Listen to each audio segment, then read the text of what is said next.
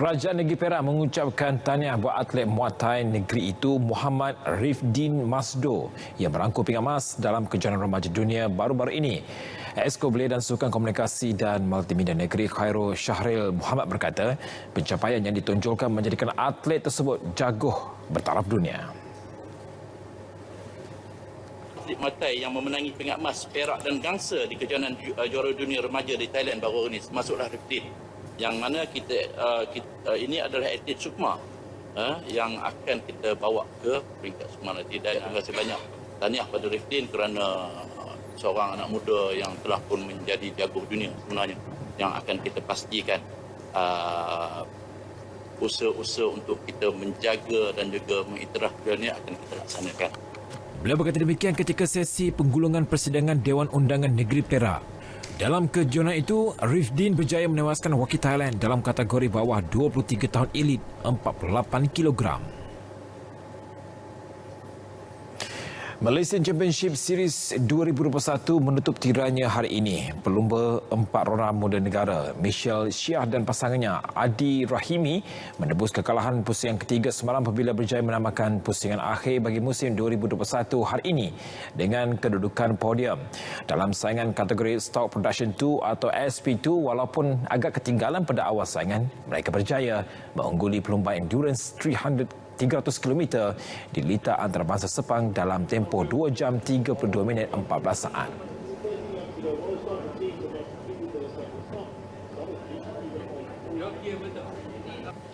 Thanks to the team. The team did a fantastic job to turn the car around from a bad day yesterday and to make the car perfect for such a long race that we had today.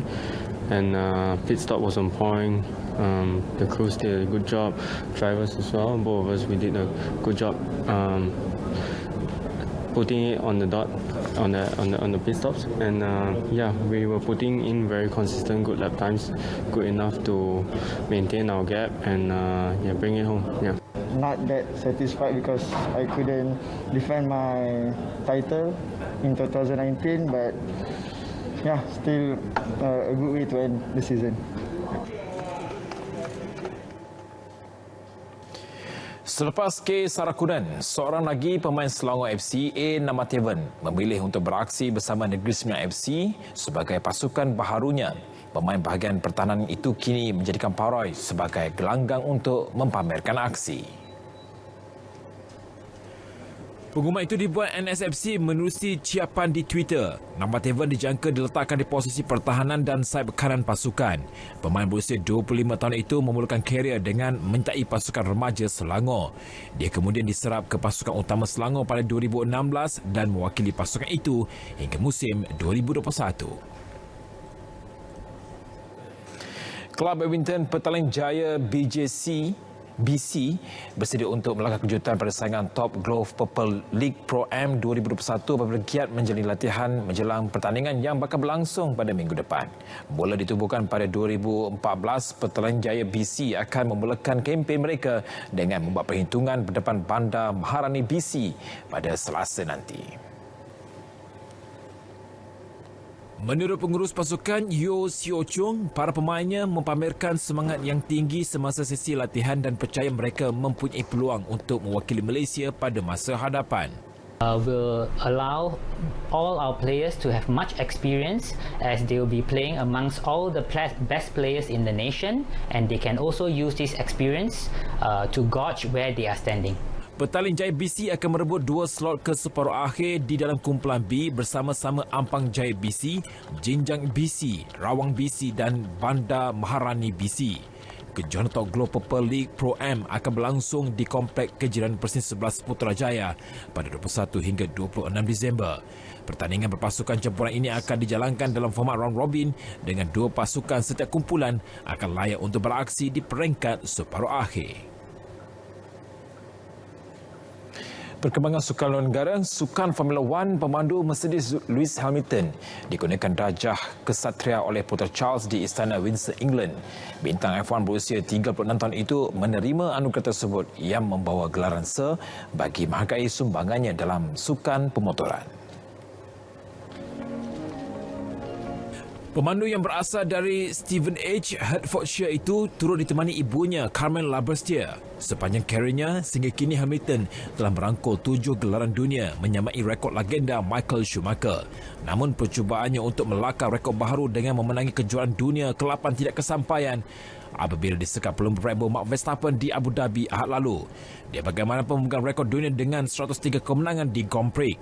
Hamilton kini mengikut jejak ikon F1 seperti Sir Jackie Stewart, Sir Stewart Morse dan Sir Jack Brabham. Aksi Liga Perdana Inggeris Arsenal kembali melonjak ke kelompok 4 teratas selepas melakar kemenangan 2-0 ke atas West Ham. Keputusan itu membuktikan mereka mampu menyelah tanpa kelibat Pierre-Emerick Aubameyang yang digantung berikutan masalah disiplin. Aksi yang berlangsung di Stadium Emirates itu menyaksikan babak pertama berakhir dengan tanpa sebarang jaringan.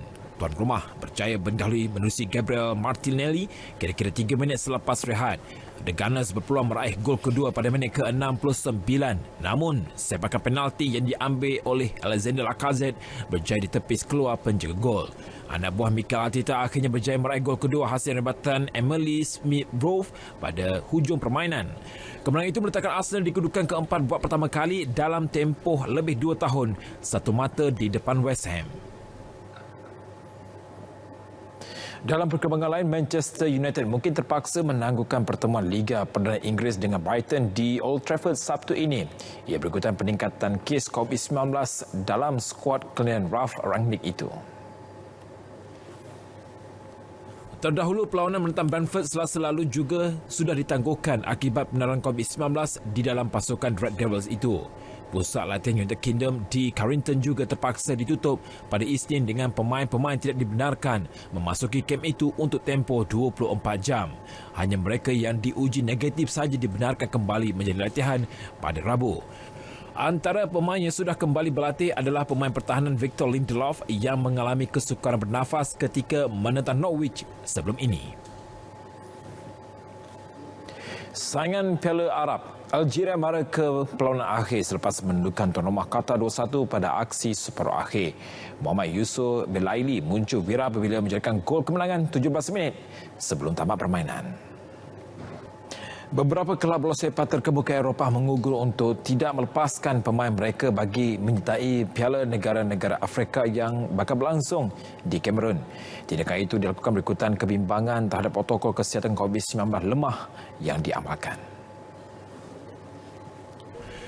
Perkara tersebut disuarakan Persatuan Kelab Eropah menerusi sepucuk surat yang dihantar kepada FIFA. Mereka mendakwa penganjur Konfederasi Bola Sepak Afrika gagal menyediakan protokol kesihatan dan prosedur operasi standard SOP bersesuaian dengan pandemik.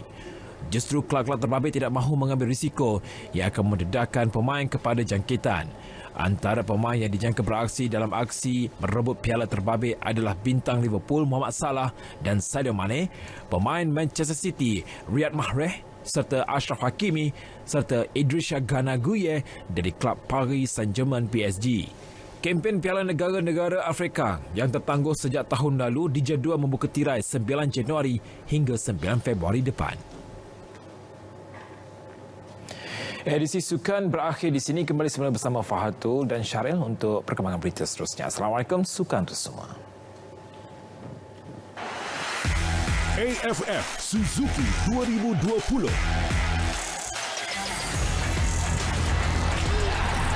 Dibawakan siaran langsung perlawanan kumpulan B.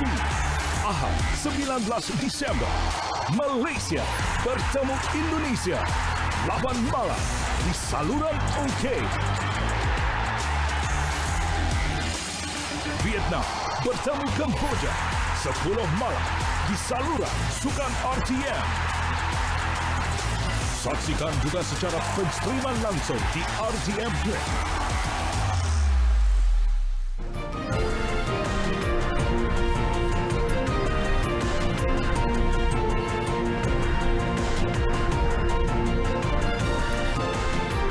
Kembali.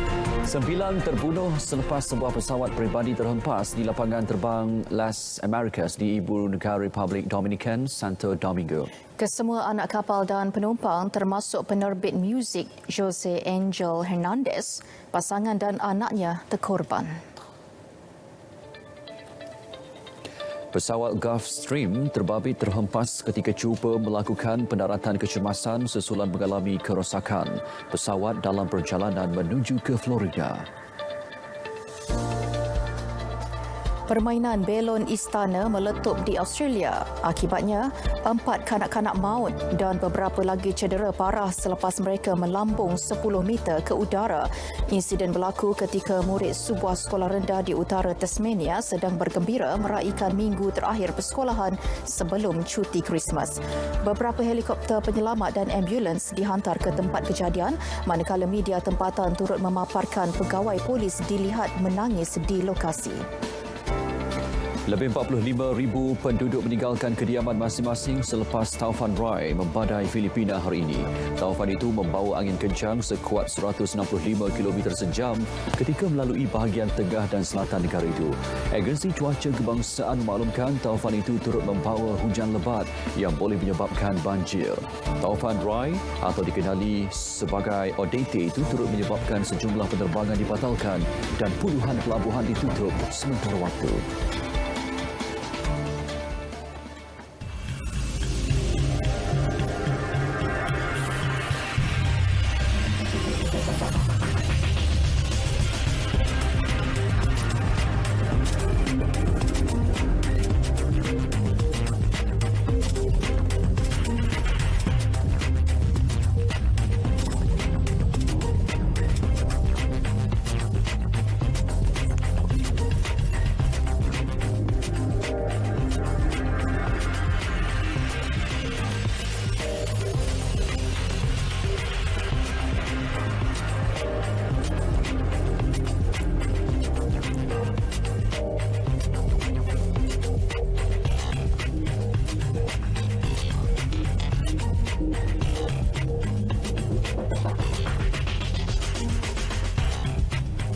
Seramai 1,156 asnaf khususnya wanita di Perlis disantuni Wilayah Ekonomi Koridor Utara NCER dalam fasa kedua program Kasih Ibu Perlis KIP.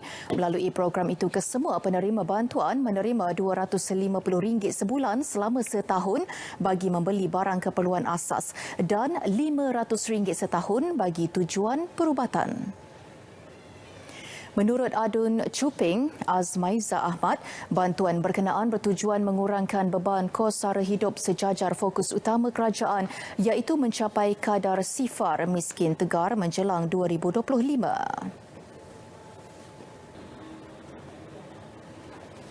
Dalam keadaan hilang pekerjaan, dalam keadaan sukar untuk mendapat kerja, dalam keadaan nak mencari makan bersusah, jadi ianya dapat membantu. Program ini dapat membantu memberi sedikit barang dapur untuk bekalan makanan mereka dan memang ianya membantu. Bagi penerima, mereka amat bersyukur dengan bantuan yang diberikan. So dia orang ada bagi spend kan untuk 250 sebulan. So bagi saya amat besar lah. At least saya boleh cover saya punya untuk perbelanjaan setiap bulan. Sebelum ni tak pernah dapat apa-apa. Inilah sumbangan. Dapat sumbangan ni akak rasa gembira lah sebab boleh menanggung beban keluarga kan. Sebab sekarang ni akak suri rumah. Husband akak pun dah 6 bulan tak kerja, aksiden. Mungkin dia dapat bantulah. Anak-anak kan ramai. Dan kita pergi klinik tu, dia bantulah anak-anak tu. Dan kita sendiri pun lah. Bantuan berkenaan disampaikan dalam bentuk kad dan penerima boleh membeli barangan di 29 buah kedai serta menerima rawatan kesihatan di 15 buah klinik swasta yang berdaftar di seluruh Perlis. Penerima turut diberi penerangan untuk menceburi bidang keusahawanan di bawah program yang disediakan NCER bagi menjana pendapatan mereka. Banjir besar yang pernah melanda daerah Kota Tinggi Johor pada 2006 dan awal tahun ini menyaksikan kerajaan negeri menerusi Jawatankuasa Pengurusan Bencana Daerah melakukan beberapa penyelenggaraan. Ia bertujuan mengelak banjir buruk pada musim tengkujuh kali ini. Wartawan Anas Muhammad Noor ada laporan kesiapsiagaan daerah Kota Tinggi berdepan kemungkinan banjir.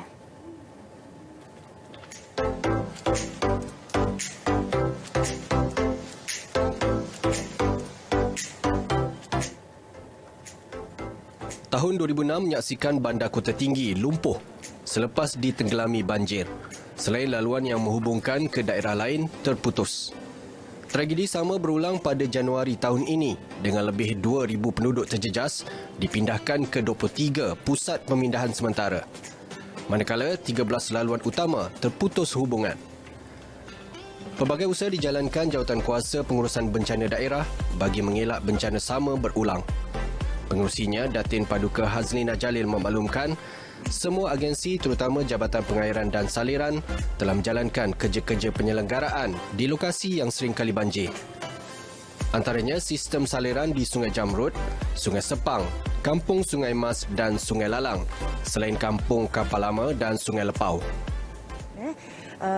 Di samping itu juga saya dimaklumkan pihak JPS juga telah membina tebing tebing ataupun tembok di Kampung Tanjung Buai dan mereka juga telah membina pam-pam barulah di beberapa lokasi bagi memastikan saliran sungai itu dapat berfungsi dengan baiknya. Projek Tempatan Banjir Sungai Pemandi bernilai kira-kira RM42 juta dijangka siap pada 2023. Ia bakal mengurangkan risiko banjir di kawasan sekitar. Dan di samping itu juga pihak JPS telah melantik perunding bagi pelan pengurusan lembangan Sungai Johor dan juga Sungai Sedili, dan saya dimaklumkan bahawa insya-Allah tahun depan pelan tersebut akan siap, dan pihak JPS juga sedang melaksanakan pengurusan saliran mesra alam di Pengerang juga bagi mengurangkan risiko banjir di kawasan tersebut.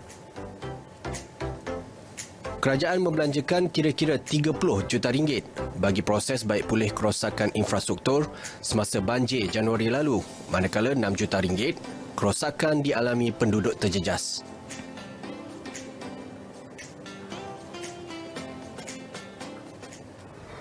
Tahun 2006 dan pada awal Januari lalu menyaksikan daerah Kota Tinggi, terutamanya pusat bandar Kota Tinggi, lumpuh sepenuhnya apabila ditenggelami air dan beberapa jalan utama terpaksa ditutup untuk semua jenis kenderaan. Namun beberapa usaha yang dijalankan oleh Jawatankuasa Pengurusan Bencana Daerah sejak awal tahun seperti mendalamkan dan membersihkan sistem saliran dijangka dapat mengurangkan risiko berlakunya banjir lebih teruk pada kali ini. Selain projek jangka panjang yang sedang berjalan melibatkan tempatan banjir di Sungai Pemandi yang dijangka siap pada 2023, diharap dapat mengurangkan lagi banjir yang pernah berlaku di daerah Kota Tinggi. Anas Matnor, Berita RTM. Kerajaan menyediakan SOP yang ketat untuk kemasukan pekerja asing ke Malaysia bagi mengekang penularan wabak COVID-19. Menurut Menteri Sumber Manusia Datuk Seri M. Saravanan, ia membabitkan 4 proses bermula dari pra-pelepasan, semasa ketibaan, selepas ketibaan iaitu tempoh kuarantin dan pasca kuarantin. Yang pertama adalah pre-kemasukan negara. Maksudnya di negara asal mereka kena menyediakan vaksin dan sebagainya. Itu yang pertama. Yang kedua, apabila mereka sampai ke negara kita, mereka akan dikuarantinkan di tempat-tempat khas yang disahkan oleh Kementerian Kesihatan Malaysia KKM, mengikut SOP baru dari segi buat PCR test hari pertama, hari ketiga, hari kelima dan hari ketujuh, dan selepas 14 hari baru mereka dipindahkan ke tempat kerja. Yang kedua, daripada apabila mereka sampai dalam negara ini melalui KLIA, satu-satunya pintu masuk, mereka akan dibawa masuk melalui laluan khas supaya mereka tidak bergaul atau campur dengan orang awam. Yang keempat adalah tempat tinggal ataupun penginapan di tempat kerja. Itu akan menjadi prasyarat di mana majukan perlu menyediakan tempat tinggal yang kondusif mengikut Akta 44. Beliau ditemui selepas menyempurnakan Majlis Graduasi Certified Disability Management Professional 2021 di Putrajaya. Penjenamaan imej TVET Kementerian Pendidikan KPM amat signifikan dan bertepatan dengan arus perubahan pendidikan masa kini. Ketua Pengarah Pendidikan Datin Sri Nur Zamani Abdul Hamid berkata, ia penting dalam mewujudkan satu identiti korporat yang memaparkan keseragaman TVET KPM dalam semua aspek. Saya amat yakin langkah penjenamaan ini akan memudahkan semua institusi TVET KPM agar dikenali umum dan membantu mempromosi serta memberi pengiktirafan sama ada di peringkat nasional maupun di peringkat antarabangsa. Penjenamaannya merangkumi logo tunggal Kolej Vokasional, lagu rasmi Kolej Vokasional dan sekolah menengah teknik di seluruh negara. Penghasilan Coffee Table Book TVET KPM juga merupakan salah satu elemen penting bagi mempromosi, mendidik dan memberi kesedaran masyarakat umum berkaitan kepentingan dan kerjaya program-program TVET yang ditawarkan KPM. Yayasan Bank Rakyat YBR meraihkan 34 pelajar cemerlang tajaannya dalam majlis kecemerlangan yang diadakan di Ibu Negara. Semua pelajar menerima RM1,000 setiap seorang yang disampaikan oleh pengerusi YBR, Datuk Wira Megat Zulkarnain Omardin. Sumbangan itu bagi menghargai usaha gigih mereka dalam pengajian dan kurikulum. Ia diharap memberi motivasi kepada mereka untuk lebih berjaya dalam pengajian masing-masing. Pendidikan will be our forte. Yang kita semua sedia maklum, pendidikan merupakan perkara yang menjadi tumpuan atau perkara utama yang ada dalam Yayasan Bank Rakyat. Kerana kita merasakan penting manusia yang kita nak lahirkan adalah manusia yang berilmu, dan akhirnya nanti bila mereka berjaya dalam bidang akademik, mereka kembali menjadi aset kepada negara.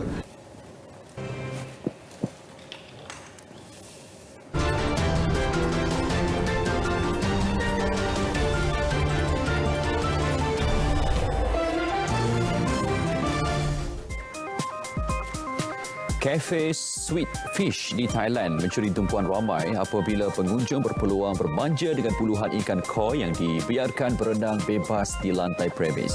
Konsep kolam dalam kafe itu merupakan terapi ketenangan kepada pengunjung selain menjadi tarikan yang unik. Pekerja kafe akan menukar air setiap pagi dan malam sebelum kafe ditutup bagi menjaga kebersihan dan kesihatan ikan. Seorang lelaki menerima pujian kerana menyelamatkan seekor monyet yang cedera dengan memberikan bantuan pernafasan mulut ke mulut pada haiwan tersebut. Monyet berusia 8 bulan itu diserang oleh sekumpulan anjing liar yang menyebabkannya tidak sedarkan diri. Ketika itu, seorang lelaki dikenali sebagai M. Prabu tampil untuk memberikan pertolongan cemas. Selepas beberapa minit berusaha, monyet itu sedar dan bernafas semula. Monyet itu kemudian diberi glukosa dan vaksin dan kini semakin pulih. Sebuah syarikat di Afrika Selatan mencipta sebuah kereta terbang. Kenderaan itu kelihatan seperti seekor burung gergasi dan mempunyai sayap serta kaki. Dinamakan Microbat. Kenderaan berkuasa elektrik ini masih di peringkat prototipe. Microbat dilaporkan berupaya untuk terbang sejauh 150 km pada kelajuan 179 km sejam. Ia disasarkan menjadi taksi udara untuk tujuan komersial pada masa akan datang.